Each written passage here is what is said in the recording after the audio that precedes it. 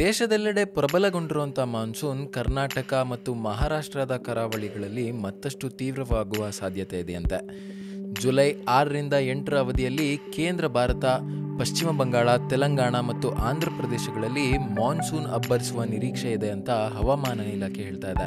ಈ ಮಾರುತಗಳ ಚಾಲನೆಯಲ್ಲಿ ಭಾರೀ ಬದಲಾವಣೆ ಉಂಟಾಗುವ ಕಾರಣ ಜುಲೈ 6ರಿಂದ ಕರ್ನಾಟಕ, ಮಹಾರಾಷ್ಟ್ರ, ತೆಲಂಗಾಣ ಮತ್ತು ಆಂಧ್ರ ಪ್ರದೇಶಗಳಲ್ಲಿ ಮಳೆ ಸಿಕ್ಕಾಪಟ್ಟೆ ಹೆಚ್ಚಾಗುತ್ತಂತೆ.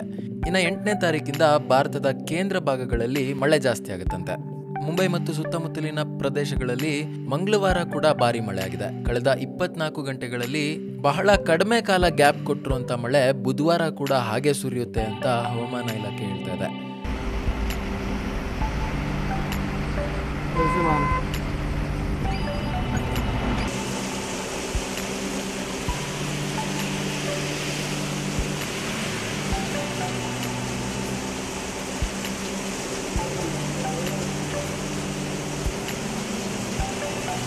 ಇನ್ನು ಇದ್ರ ಜೊತೆಗೆ ಮಾನ್ಸೂನ್ ಪೂರ್ವ ಭಾಗಗಳು ದಕ್ಷಿಣ ದಿಕ್ಕಿನೆಡೆಗೆ ಸಾಗಲಿದ್ದು ಜುಲೈ 7ರ ಬಳಿಕ ಸಹಜ ಸ್ಥಿತಿಗೆ ಮರಳುತ್ತೆ ಅಂತ ಇಲಾಖೆ ಹೇಳ್ತಾ ಇದೆ.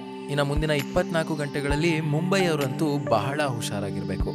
ಇನ್ನು ಕರಾವಳಿ ಕರ್ನಾಟಕ, ತಮಿಳುನಾಡು, ಲಕ್ಷದ್ವೀಪ, ಹರಿಯಾಣ, ಗೋವಾಗಳಲ್ಲೂ ಕೂಡ ಭಾರಿ ಮಳೆ ಆಗುವಂತ ಸಾಧ್ಯತೆ ಇದೆ.